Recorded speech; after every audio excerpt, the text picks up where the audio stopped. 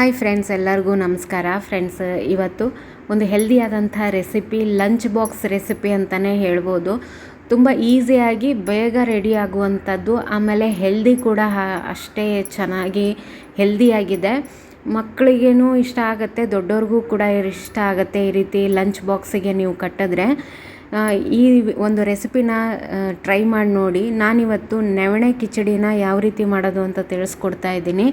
ಅದನ್ನು ಮಾಡೋಣ ಬನ್ನಿ. ಮೊದಲು ನಾನು ಇಲ್ಲಿ ಒಂದು ಬಟ್ಲಷ್ಟು ನವಣೆ ಅಕ್ಕಿನ ನೆನೆಯೋಕೆ ಇಡ್ತಾ ಇದ್ದೀನಿ. ನೆನೆಯೋಕೆ ಇಡೋಕ್ಕಿಂತ ಮುಂಚೆನೇ ನಾನು ಇದನ್ನು ಒಂದು 2-3 ನೀರಲ್ಲಿ ಚೆನ್ನಾಗಿ ತೊಳ್ಕೊಂಬಿಡ್ತೀನಿ. ಸ್ವಲ್ಪ ಡಸ್ಟ್ ಇರುತ್ತೆ, ಹಾಗಾಗಿ ಸ್ವಲ್ಪ ಆದಷ್ಟು ಚೆನ್ನಾಗಿ ಕ್ಲೀನ್ ಮಾಡ್ಕೋಬೇಕು. ಆಮೇಲೆ ಇದಕ್ಕೆ ಒಂದು ಅರ್ಧ ಬಟ್ಲಷ್ಟು ಹೆಸರುಬೇಳೆನ ಇದಕ್ಕೆ ಸೇರಿಸ್ತಾ ಇದ್ದೀನಿ. ಹೆಸರುಬೇಳೆ ಹಾಕೋದ್ರಿಂದ ರುಚಿ ಜಾಸ್ತಿ ಆಗುತ್ತೆ. ನೀವು ಬರೀ ನವಣೆ ಅನ್ನ ತಿನ್ನೋದಕ್ಕಿಂತ ಈ ರೀತಿ ಹೆಸರುಬೇಳೆ ಹಾಕಿಬಿಟ್ಟು ತಿಂದರೆ ತುಂಬ ರುಚಿ ಇರುತ್ತೆ. ಇದನ್ನೂ ಕೂಡ ಚೆನ್ನಾಗಿ ಒಂದು ಸಾರಿ ವಾಶ್ ಮಾಡಿಕೊಂಡು ಆಮೇಲೆ ಇದಕ್ಕೆ ನೀರನ್ನು ಹಾಕಿಬಿಟ್ಟು ಒಂದು ಅರ್ಧ ಗಂಟೆ ನೆನೆ ಇಡಬೇಕು. ನೆನೆ ಇಟ್ಟರೆ ಕಿಚಡಿ ತುಂಬ ಚೆನ್ನಾಗಿ ರೆಡಿ ಆಗುತ್ತೆ. ಈ ಕಡೆ ನಾನು ಅರ್ಧ ಗಂಟೆ ಆದಮೇಲೆ ಇಲ್ಲಿ ಒಂದು ಕುಕ್ಕರ್ನ ಕಾಯಕ್ಕಿಟ್ಟಿದ್ದೆ. ಇದಕ್ಕೆ ಒಂದು ಸ್ವಲ್ಪ ಎಣ್ಣೆ ಹಾಗೆ ತುಪ್ಪನ ಮಿಕ್ಸ್ ಮಾಡ್ಕೊತಾ ಇದ್ದೀನಿ. ಬರೀ ತುಪ್ಪದಲ್ಲೂ ಕೂಡ ನೀವು ಮಾಡ್ಕೋಬೋದು. ನಾನಿಲ್ಲಿ ಎಣ್ಣೆ ತುಪ್ಪ ಎರಡೂ ಮಿಕ್ಸ್ ಮಾಡಿದ್ದೀನಿ. ಹಾಗೆ ಒಂದು ಸ್ಪೂನಷ್ಟು ಜೀರಿಗೆನ ಸೇರಿಸ್ತಾ ಇದ್ದೀನಿ. ಸಾಸಿವೆ ಹಾಕೋದು ಬೇಡ, ಯಾಕಂದರೆ ಸಾಸಿವೆ ಹಾಕಿದ್ರೆ ಸ್ವಲ್ಪ ಟೇಸ್ಟ್ ಚೇಂಜ್ ಆಗುತ್ತೆ. ಹಾಗೆ ಇಲ್ಲಿ ಹುರಿದಿರುವಂಥ ಶೇಂಗಾನ ಹಾಕ್ತಾಯಿದ್ದೀನಿ. ನೀವು ಗೋಡಂಬಿ ಕೂಡ ಇದಕ್ಕೆ ಸೇರಿಸ್ಕೋಬೋದು. ಆಮೇಲೆ ಹಸಿಮೆಣಸಿನ್ಕಾಯಿನ ಮಧ್ಯಕ್ಕೆ ಸೀಳ್ಬಿಟ್ಟು ನಾನು ಇಲ್ಲಿ ಎಣ್ಣೆಗೆ ಹಾಕ್ತಾಯಿದ್ದೀನಿ. ನೀವು ಸಣ್ಣಗೆ ಹೆಚ್ಕೊಂಡು ಹಾಕ್ಕೋಬೋದು. ನಾನು ಮಗಳಿಗೆ ಮಾಡ್ತಾ ಇರೋದ್ರಿಂದ ಇದನ್ನು ಮಧ್ಯಕ್ಕೆ ಹೆಚ್ಕೊಂಡು ಹಾಕ್ತಾಯಿದ್ದೀನಿ, ಈಸಿ ಆಗುತ್ತೆ ತೆಗಿಯೋಕ್ಕೆ ಅಂತ. ಆಮೇಲೆ ಇದಕ್ಕೆ ಶುಂಠಿ ಬೆಳ್ಳುಳ್ಳಿ ಪೇಸ್ಟು, ಆಮೇಲೆ ಉಳ್ಳಾಗಡ್ಡಿ, ಕ್ಯಾರೆಟು ಇದೆಲ್ಲ ಹಾಕ್ತಾಯಿದ್ದೀನಿ. ನಿಮ್ಗೇನು ತರಕಾರಿ ಇಷ್ಟ ಅಲ್ಲ ಅದೆಲ್ಲನೂ ಇದಕ್ಕೆ ಸೇರಿಸ್ಕೋಬೋದು ನೀವು. ಆಮೇಲೆ ನಾನು ಒಂದು ಮೀಡಿಯಮ್ ಸೈಜ್ ಟೊಮೆಟೊನ ಇದಕ್ಕೆ ಸೇರಿಸ್ತಾ ಇದ್ದೀನಿ. ಚೆನ್ನಾಗಿ ಒಂದು ಸಾರಿ ಮಿಕ್ಸ್ ಮಾಡ್ಕೊಂಬಿಡಿ. ಟೊಮೆಟೊ ಮೆತ್ತಗಾಗಬೇಕು, ಅಲ್ಲಿ ತನಕ ನೀವು ಇದನ್ನು ಎಣ್ಣೆಯಲ್ಲಿ ಫ್ರೈ ಮಾಡಬೇಕಾಗತ್ತೆ.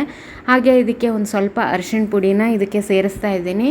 ನಾನು ಯಾವುದೇ ಥರ ಮಸಾಲೆನ ಇದಕ್ಕೆ ಸೇರಿಸ್ತಾ ಇಲ್ಲ. ನಿಮ್ಗೆ ಬೇಕು ಅಂದರೆ ಮಸಾಲೆ ನೀವು ಗರಂ ಮಸಾಲಾನ ಇದಕ್ಕೆ ಸೇರಿಸ್ಕೋಬೋದು. ನಾನಿವತ್ತು ಪ್ಲೇನಾಗಿ ಮಾಡ್ತಾಯಿದ್ದೀನಿ.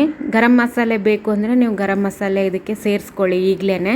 ಚೆನ್ನಾಗಿ ಇದು ಟೊಮೆಟೊ ಎಲ್ಲ ಮೆತ್ತಗಾದ್ಮೇಲೆ ನೆನೆಸಿರುವಂಥ ನವಣೆ ಮತ್ತು ಹೆಸರುಬೇಳೆ ಅದೆರಡೂ ಇದಕ್ಕೆ ತೊಳೆದ್ಬಿಟ್ಟು ನೀರನ್ನು ತೆಗೆದು ಇದಕ್ಕೆ ಹಾಕ್ತಾಯಿದ್ದೀನಿ. ಇದನ್ನು ಎಣ್ಣೆಯಲ್ಲಿ 1-2 ಸೆಕೆಂಡು ಇದನ್ನು ಚೆನ್ನಾಗಿ ಒಂದು ಸ್ವಲ್ಪ ಫ್ರೈ ಮಾಡ್ಕೊಂಬಿಡಿ. ಈ ರೀತಿ ಮಾಡೋದ್ರಿಂದ ಚೆನ್ನಾಗಿ ಅರಳುತ್ತೆ ಇದು, ಅದಕ್ಕೋಸ್ಕರ.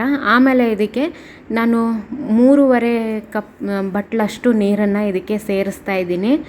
ಇದನ್ನು ಸೇರಿಸ್ಬಿಟ್ಟು ರುಚಿಗೆ ತಕ್ಕಷ್ಟು ಉಪ್ಪು ಹಾಗೆ ಒಂದು ಸ್ವಲ್ಪ ನಿಂಬೆಹಣ್ಣನ್ನು ಇದಕ್ಕೆ ಸೇರಿಸ್ಕೊತೀನಿ ನಾನು. ಸ್ವಲ್ಪ ಸಕ್ಕರೆ, ಒಂದು ಅರ್ಧ ಸ್ಪೂನ್ಗಿಂತ ಸ್ವಲ್ಪ ಕಡಿಮೆ ಸಕ್ಕರೆನ ಇದಕ್ಕೆ ಆ್ಯಡ್ ಮಾಡ್ತಾಯಿದ್ದೀನಿ. ಸಕ್ಕರೆ ಆಪ್ಷನಲ್ಲು, ಬೇಕು ಅಂದರೆ ನೀವು ಇದನ್ನು ಹಾಕ್ಕೋಬೋದು. ಚೆನ್ನಾಗಿ ಒಂದು ಸಾರಿ ಮಿಕ್ಸ್ ಮಾಡ್ಕೊಂಬಿಡಿ. ಮಿಕ್ಸ್ ಮಾಡಿಕೊಂಡು ಕುಕ್ಕರ್ ಮುಚ್ಚಳನ ಮುಚ್ಚಿಬಿಟ್ಟು ಮೀಡಿಯಮ್ ಉರಿಯಲ್ಲಿ ಒಂದು 3 ವಿಷಲನ್ನು ಇದಕ್ಕೆ ಹಾಕಿಸಿ. ನೀವು ಇದಕ್ಕೆ 4 ಬಟ್ಲಷ್ಟು ನೀರು ಹಾಕಿದ್ರೂ ತೊಂದರೆ ಇಲ್ಲ, ಚೆನ್ನಾಗಿ ಕಿಚಡಿ ರೆಡಿ ಆಗುತ್ತೆ ಇದು. ನಾನು 3 ವಿಷಲನ್ನು ಹಾಕಿಸ್ತಾ ಇದ್ದೀನಿ ಇದಕ್ಕೆ. ಇದು ತುಂಬಾ ಹೆಲ್ದಿಯಾಗಿರುವಂಥ ರೆಸಿಪಿ. ಮಕ್ಕಳಿಗೆ ಲಂಚ್ ಬಾಕ್ಸಿಗೆ ಕೊಟ್ಟರೆ ನಿಮಗೂ ಕೂಡ ಚಿಂತೆ ಇರಲ್ಲ ಆ ರೀತಿ. ಆಮೇಲೆ ಇದು ಕುಕ್ಕರೆಲ್ಲ ಇಳಿದಾದ್ಮೇಲೆ ನೋಡಿ ಕಿಚಡಿ ರೆಡಿಯಾಗಿದೆ. ನೀವು ಇನ್ನೂ ನಿಮಗೆ ತೆಳು ಬೇಕು ಅನ್ನೋದಾದರೆ ನೀವೇನು ಮಾಡಬೇಕು, ಇನ್ನೊಂದು ಸ್ವಲ್ಪ ನೀರನ್ನು ಹಾಕ್ಕೊಂಡು ಕಲಿಸ್ಕೋಬೋದು. ಇಲ್ಲ ನೀವು ಮೊದಲಿಗೆ ಒಂಚೂರು ನೀರನ್ನು ಜಾಸ್ತಿ ಹಾಕ್ಕೋಬೋದು.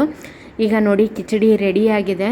ಇದನ್ನು ತುಪ್ಪದ ಜೊತೆಗೆ ತಿಂದರೆ ತುಂಬಾ ರುಚಿಯಾಗಿರುತ್ತೆ, ಮೊಸರು ಜೊತೆಗೂ ಕೂಡ ಟೇಸ್ಟಾಗಿರುತ್ತೆ.